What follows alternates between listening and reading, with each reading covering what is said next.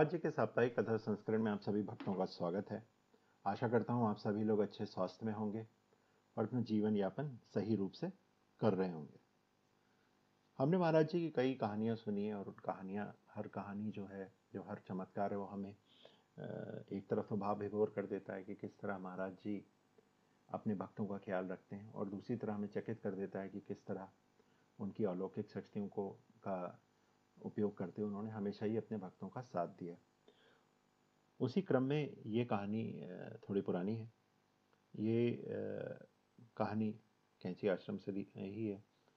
महाराज जी के एक भक्त थे पांडे जी, जो कि तल्लीताल जो है नैनीताल में, वहाँ उनकी एक छोटी सी दुकान थी और वहाँ वो अपना जीवन यापन करते थे। और वो हर मंगलवार को व्रत रखते थे और कैंची आते थे। आप सभी को मालूम है कैंची तकरीबन 1 घंटे का समय लगता है नैनीताल से कैंची पहुँचने में, कभी कभार थोड़ा ज़्यादा भी लगता है। तो वो हर मंगलवार को व्रत रखते थे, शाम को कैंची जाते थे, महाराज जी के दर्शन करते थे, पैर छूते थे, वापस आ जाते थे। और इस तरह से उनका क्रम नियम चल रहा था।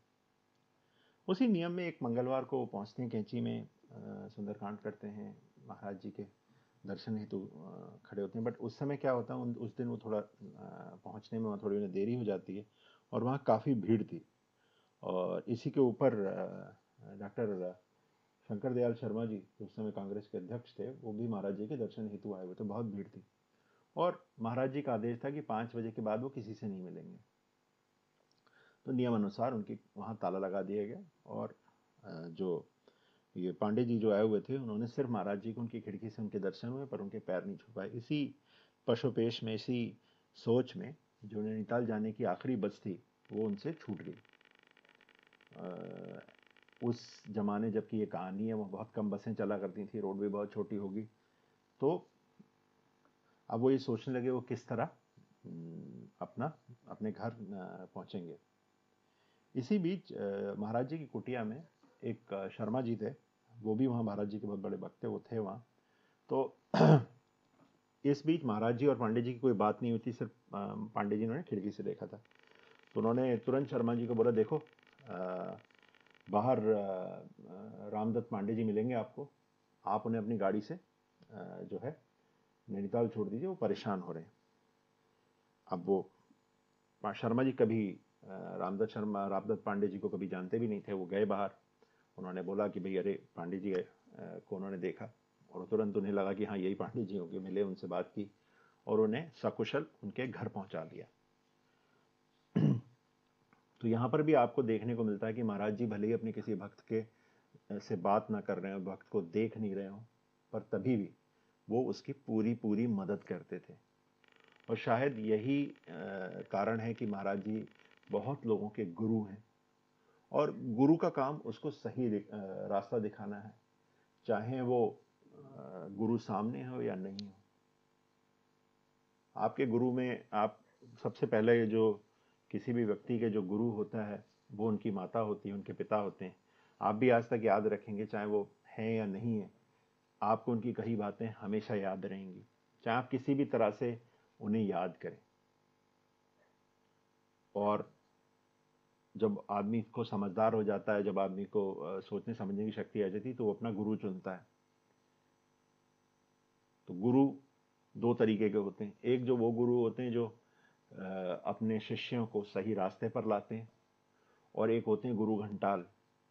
गुरु घंटाल वो लोग होते हैं जो अपने शिष्यों को का उपयोग करते हैं, उनके धन संपत्ति को का उपयोग करते हैं और अपना रास्ता बनाते हैं। उन्हें ना तो अपने भक्त को ये कहने की ज़रूरत होती है कि तुझे ये करना है वो करना है, वो भक्त की हर हाँ में बात मिलाते हैं, अपने शिष्य की हर हाँ में हाँ मिलाते हैं और उसकी धन संपत्ति के पीछे पड़े रहते हैं। ऐसे कई सारे गुरु घंटालों को हम और आप जानते हैं। और जो आपका सही शिक्षक होगा, जो आपका सही गुरु होगा, वो कभी भी आपके धन संपत्ता को उपयोग करना के लिए सोचेगा भी नहीं। वो सिर्फ आपकी धन संपदा को किस तरह बढ़ा सकते हैं, किस तरह संचित कर सकते हैं, किस तरह उसका सही प्रयोग कर सकते हैं, ये आप बताएंगे।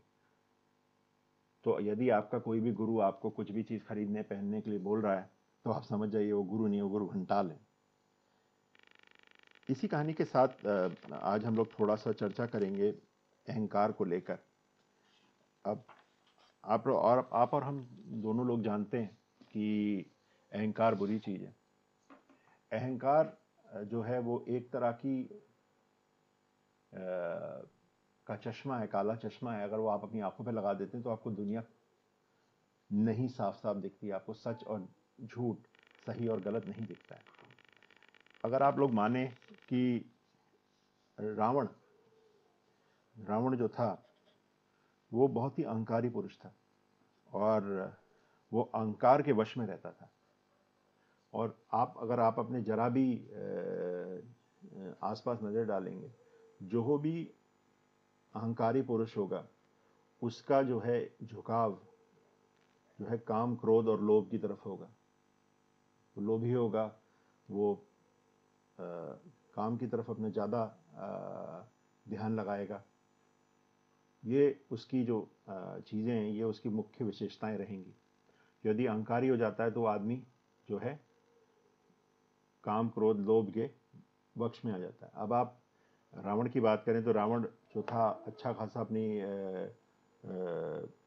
लंका में राज कर रहा था, उसे कोई दिक्कत नहीं थी। उसकी कई सारी रानियां थी, मंदोदरी तो लोग उसकी बहुत सुंदर, सुशील, समझदार औरत थी जिनसे उसकी शादी हुई थी और वो हमेशा अपने पति के पतिव्रता स्त्री थी।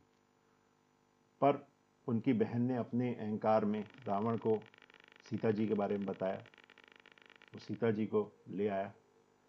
ये सब हम लोगों को ये बात जान लेनी चाहिए कि जो भी पराई स्त्री होती है, आप यदि किसी की धर्मपत्नी या किसी औरत के बारे में गलत अपनी राय रखते हैं या अपने गलत विचार रखते हैं या उसके बारे में बुरा सोचते हैं, बुरा सोचने का मतलब आप भी समझते हैं मैं क्या कह रहा हूँ, तो आपको मैं एक बात बता दूं कि कोई भी जो इस तरह के पुरुष होते हैं, जो इस तरह की चीज़ें सोचती हैं, जो इस तरह की महिलाएं होती हैं जो दूसरे पुरुषों के बारे में गलत सोचती हैं, उनको जो है उनकी जो कुंडली होती है उसके अंदर भूत दोष लग जाता है, भूत दोष लग जाता है। और भूत दोष को धोने के लिए 14 जन्म लगते हैं। यदि आप किसी भी दूसरी औरत के प्रति गलत विचार रखते हैं तो ये आप मान के चलिए कि आपके को उस पाप को धोने के लिए तकरीबन 14 जन्म लगते हैं। ये हमारे वेद पुराण शास्त्रों में रखा। तो अपनी नज़र सीधी रखिए।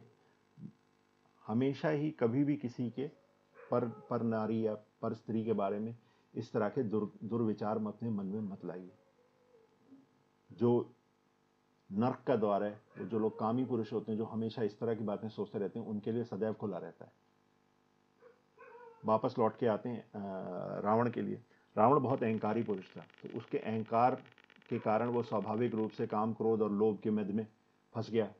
और उसने, सभी लोगों ने जब उसको बताया कि भैया ये सब चीज़ें गलत हैं, इसको नहीं करना चाहिए, चाहे विभीषण हो, चाहे मंदोदरी हो, चाहे माल्यवंत हो, चाहे उसके और सचिव हो, आसपास की जनता हो, उसकी प्रजा, सब ने उसको बोला।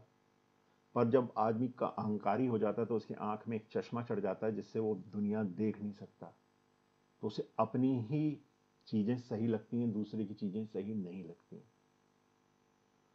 अंततः उसने अपना जो राजपाट था वो उसने गंवा दिया। उसने अपनी इज्जत, जो उसके मान सम्मान था, उसे गंवा दिया। अपने जो पुत्र थे और जो अपने भाई थे, सबकी हानि कर दी, सबको मरवा दिया।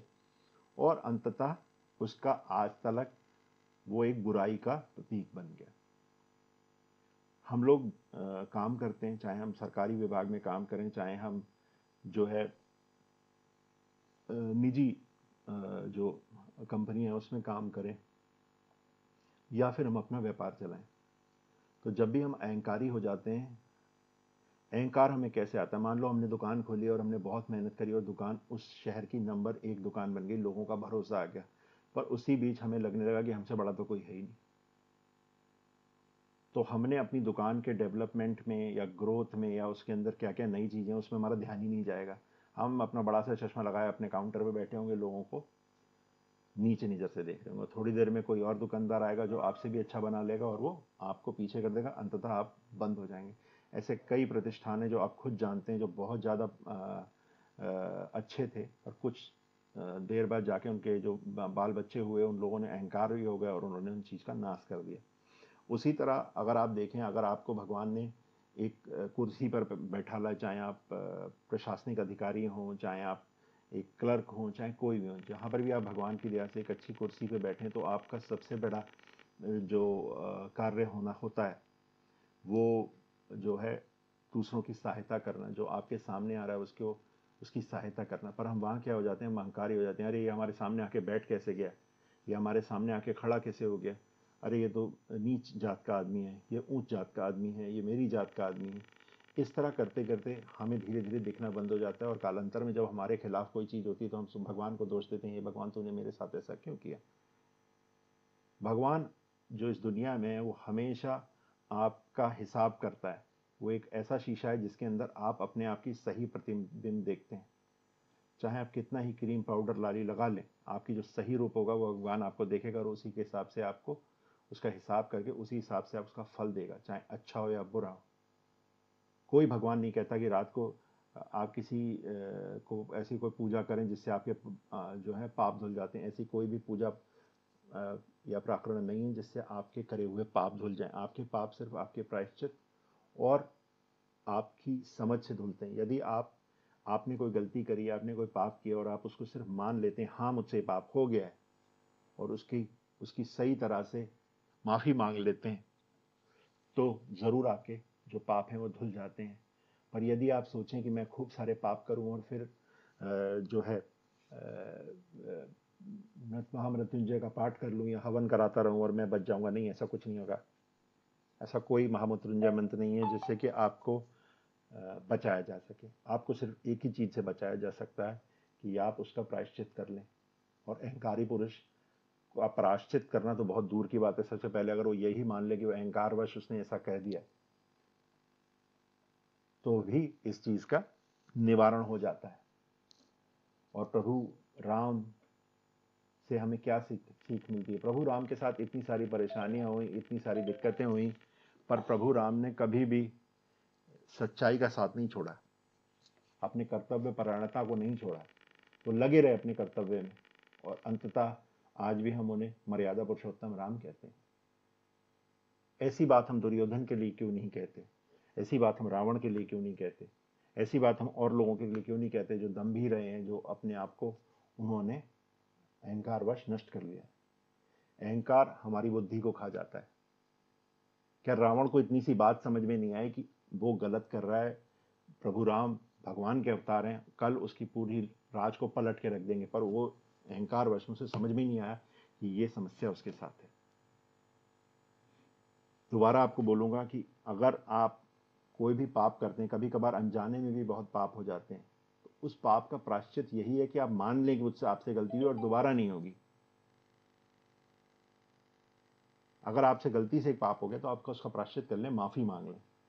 और यदि आप किसी भी चीज की माफी मांग लेते हैं ना, तो आपको भगवान माफ कर देगा। भगवान इतना दयालु है, इतना सहनशील है कि वो आपकी हर गलती को माफ कर देता है।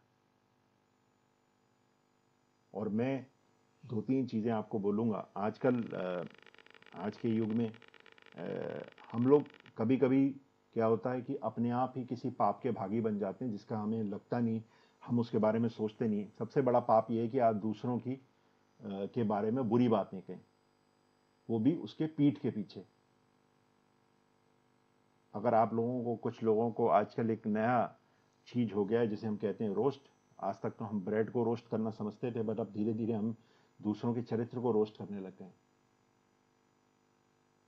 किसी की कमियां लेके उसकी बेइज्जती हम लोग करते हैं, और उस जो उसका टीवी पे या यूट्यूब पे आपको उसके चैनल चलते हैं, हमें बड़ा मजा आता है। मान के चलिए इस तरह का यदि आप काम करते हैं तो आप पाप के भागी हो जाते हैं। जो ये कर रहा है वो तो अज्ञानतावश कर रहा है, वो तो अज्ञानी बच्चे हैं जिनको भी बात समझ में नहीं आ रही कि हमें किसी की बेइज्जती करके जो लाभ कमाने की हम सोचते हैं, तो हम पाप के भागी बन जाते हैं। फिर आप देखते हैं कि 2-3 साल में वो धक्के खा रहे होते हैं। और मेरे पिताजी मुझे कहानी सुनाया करते थे कि जब वो छोटे थे तो मुरादाबाद में उनका एक व्यक्ति थे जिनके पास बहुत पैसा था। तो उस समय सुल्फा या गांजा, मुझे नहीं मालूम क्या चीज़ था, उनका पुत्र जो था वो 50 रुपए के नोट में वो पीता था, बोलता था हमसे अमीर कौन है। फिर आगे जाकर इस तरह के अभिमानी थे, लोगों को अपमानित करते थे। धीरे धीरे उनका व्यापार चौपट हो गया, और एक समय ऐसा आया कि वो ये पूछते थे कि मूंगफली का ठेला लगाऊं कि चने का ठेला, जिससे कि मेरा परिवार का गुजर बसर हो। तो ये मान के चलिए कोई भी चीज़ अगर आप गलत करते हैं तो उसका भुगतान यहीं करना है। पाप उस तरह के लोन है जिसका रीपेमेंट यहीं करके जाना है, और रीपेमेंट बहुत ज़्यादा मुश्किल है। तो आप पाप ना करें, इस तरह पाप रूपी लोन ना लें, क्योंकि यहीं देकर जाना है। तो प्रभु राम से अपना जो है राब्ता रखें, प्रभु राम की चीज़ों को समझें, सुंदरकांड का पाठ करें। और गीता प्रेस की एक बहुत अच्छी किताब आती है जिसमें सुंदरकांड का सार लिखा है, कृपया उसे पढ़ें। आप लोगों को अत्यंत लाभ होगा और आपको चीज़ें समझ में आएंगी। इसी के साथ आज की कथा संस्करण को यहीं समाप्त करते हैं। धन्यवाद। जय श्री राम।